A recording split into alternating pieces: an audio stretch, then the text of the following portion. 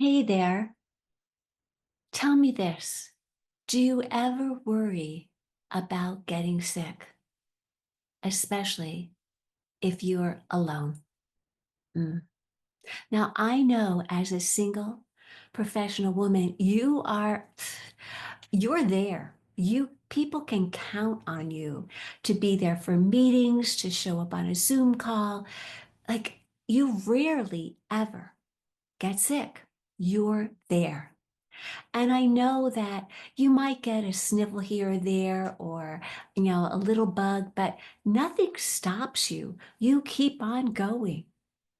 Kind of like the Energizer Bunny. You usually have tons of energy.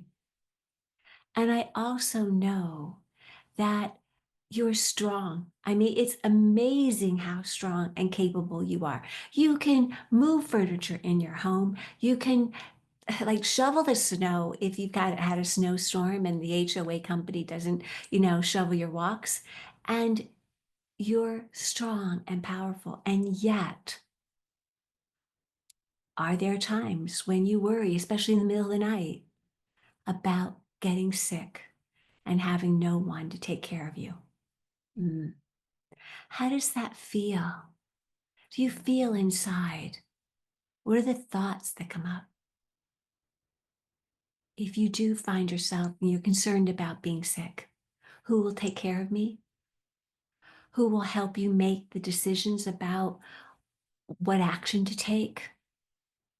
Who will help you like pay the medical bills or even file all the insurance claims that are needed for those medical procedures? And I'm sure the list goes on and on. Hmm. I know I have them too. Let me introduce myself. My name is Catherine Walters, and I'm a soul alignment expert.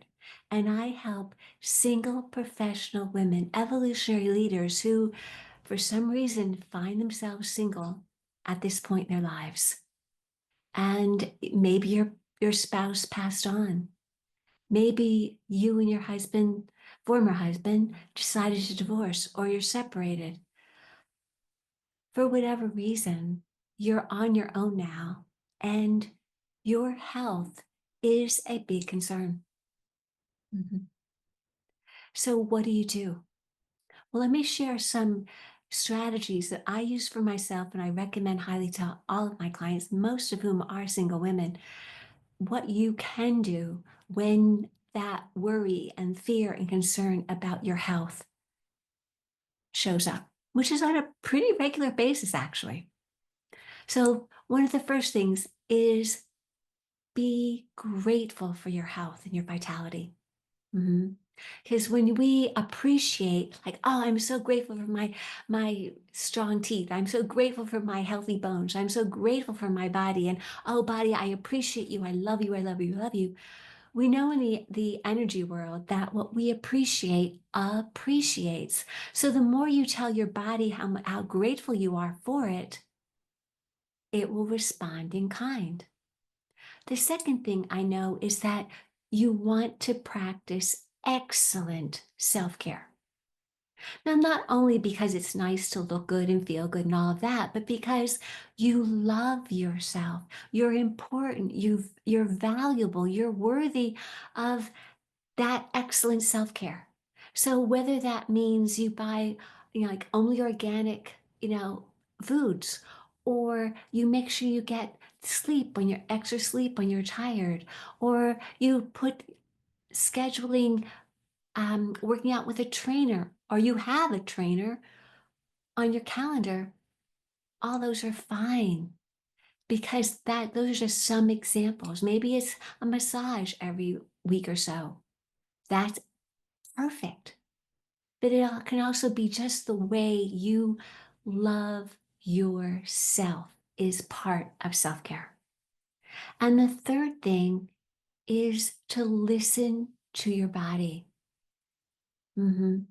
Because long before and actually listen to your whole body, mind, heart, and spirit, but when you notice something, whether it's like, your back is aching or like a knee is creaking or sore or a shoulder or, your tummy just seems off and it's been that way, listen to your body and take action sooner rather than later.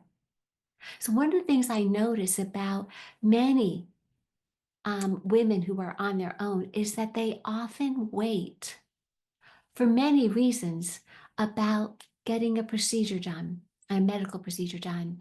And it's not because they don't have insurance or that they can't afford it or they can't take the time off, or it's not those reasons at all. It's because they don't want to be a burden to anyone and they don't know who will take care of them. Who can they ask?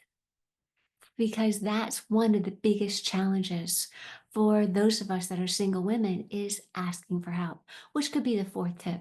So if this resonates with you, and I know that you have friends and you have colleagues and you have a support group, or at least I hope you do, and yet maybe there's the people that you know, their situation's different from yours. Sure, your family and your friends, many of whom might be married, they don't quite get what you're going through. They don't know, they don't have the same fears because they've got somebody who has their back.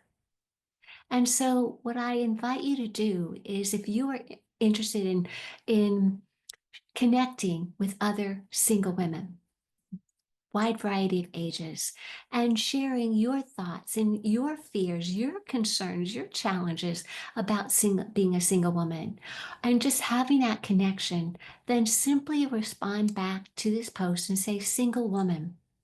And I will let you know about upcoming focus groups that I have only for single women, where we do discuss, and this is a free opportunity to share what is it that's on your mind about being single. And I will also invite you to Sunday salons that will be starting to happen very shortly, where you can get together with other single women online here on Zoom, and we'll have opportunity to connect and discuss and share and build ourselves back and celebrate single women in the way that each one of you deserve to be appreciated and honored. So if these seem like something that's of interest to you, again, single woman, send back a post or reply, and I'll be in touch soon. Love and blessings, and take good care of yourself. Namaste.